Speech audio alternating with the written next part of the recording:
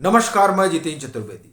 Demonetisation, जिसे विमुद्रीकरण कहा जाता है हिंदी में, वो हमेशा सियासी मसला रहा और उसके लिए नरेंद्र मोदी की सरकार को कटघरे में खड़ा किया जाता रहा। और वो तो दरअसल कटघरे में तो तब से हैं जब से 2002। और अभी देखिए बीबीसी की जो डॉक्यूमेंट्री आई वो अभी एक कवायद ही है कि इसी तरह से सियासी लाभ लिया जा सके नरेंद्र मोदी को कटघरे में खड़ा करके। खैर, तो बात हम लोग विमुद्रीकरण की कर रहे हैं।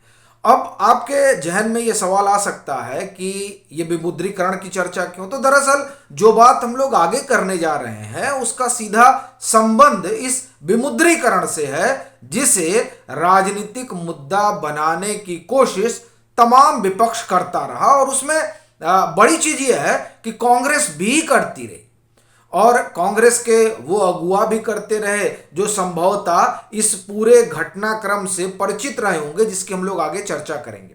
बहरहाल, तो विमुद्रीकरण का मामला पहुंच गया साहब सुप्रीम कोर्ट तक, और उसके पीछे की जाहिर तौर पर मंशा यही रही होगी कि सुप्रीम कोर्ट में रहेगा तो बहस चलती रहेगी और जो है सरकार को उल्टा टांगने में सहूलियत होगी।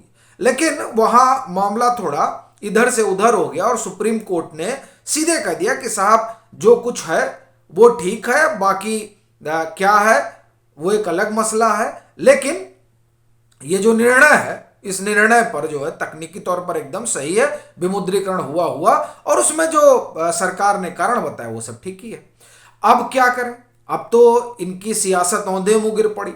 लेकिन दरअसल बात यही खत्म नहीं हुई। ये जो सीबीआई की छापेमारी पड़ी अरविंद मायाराम के यहाँ, ये इसने दरअसल वो लोग जो विमुद्रीकरण को एक सियासी मुद्दा बनाना चाहते थे, दरअसल उनकी पोल पट्टी खोल दी। अब आप कहेंगे कि कैसे, तो असल में जो कहानी है वो ऐसा मालूम पड़ता है कि सीबीआई के छापे से ही शुरू होती है। देखिए, सीबीआई 3 सवाल ढूंढ रही है। ये जो छापेमारी हुई है उस छापेमारी में 3 सवाल है। पहला सवाल, और ये बड़ा महत्वपूर्ण सवाल है, चूंकि ये जो डिमोनेटाइजेशन हुआ है उस डिमोनेटाइजेशन का एक कारण है, वो कैसे उस पर हम लोग आएंगे। लेकिन पहले सवाल आते हैं। भारत में करेंसी छापने का मटेरियल सप्लाई करने वाली ब्रिटिश कंपनी डेलारूई को 2011-12 में ब्लैक लिस्टेड कर दिया गया था। उसे 3 साल का एक्सटेंशन फाइनेंस सेक्रेटरी रहते हुए अरविंद मायाराम ने क्यों दिया। यह बड़ा सवाल है कि जो कंपनी प्रतिबंधित थी उसे एक्सटेंशन क्यों दिया गया और वो प्रतिबंधित क्यों की गई, यह अपने आप में उससे ही बड़ा सवाल है। और बड़ी चीज ये देखिए कि ये नोट छापने वाली जो है मटेरियल सप्लाई करती थी। दूसरा सवाल, हम इस पर आएंगे, दरअसल ब्लैक लिस्टेड क्यों हुई। दूसरा सवाल, नोट मटेरियल की आपूर्ति का ठेका देने के लिए टेंडर की प्रक्रिया क्यों नहीं अपनाई गई। सवाल यह है कि यूपीए की सरकार सो रही थी क्या।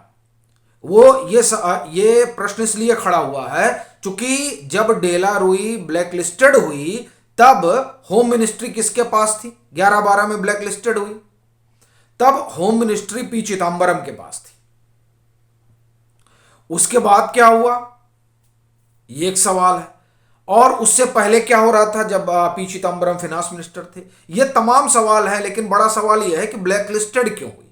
तो ब्लैक लिस्टेड इसलिए हुई क्योंकि ये यहां भी सप्लाई करती थी और सप्लाई करती थी पाकिस्तान में। ये बात निकलकर सामने आ गई तो जाहिर तौर पर कि एक फेक करेंसी का बड़ा तो कारोबार चलता ही है, तो इसे ब्लैक लिस्टेड कर दिया गया। बड़ा बात यह है, सबसे बड़ा प्रश्न जो है, किसके कहने पर इसको एक्सटेंशन दिया गया। यह बड़ी चीज है, इसके पीछे बड़ी कहानी है और उस कहानी से वो लोग परिचित हैं जो लोग इन तमाम चीजों पर गौर रखते हैं, या आप कहिए जो फिनांस से जुड़े मामलों को जानते समझते हैं। ये अपने आप में एक बड़ी चीज है। अब ये जब आपने एक्सटेंशन दे दिया जो ब्लैक लिस्टेड है, तो इस बात की तो जानकारी यूपीए सरकार को भी रही होगी और यूपीए सरकार के आला कमान को भी रही होगी। भाई सेक्रेटरी अब बिना आला कमान के तो कुछ कर नहीं सकते हैं। ये एक बड़ा सवाल है। अब जब विमुद्रीकरण हुआ तब एक खबर आई कि कराची के एक बड़े साहब ने, जो इस करेंसी के, फेक करेंसी के उस्तादों में गिने जाते हो, तकरीबन 10,000 करोड़ रुपए का उनके पास कहा जाता कागज वगैरह था, उन्होंने सुसाइड कर लिया था। क्यों? क्योंकि पीएम ने हिंदुस्तान में डीमोनेटाइजेशन की घोषणा कर दी थी कि अब लीगल टेंडर नहीं रहेगा इस वैल्यू का नोट और इस वैल्यू का नोट।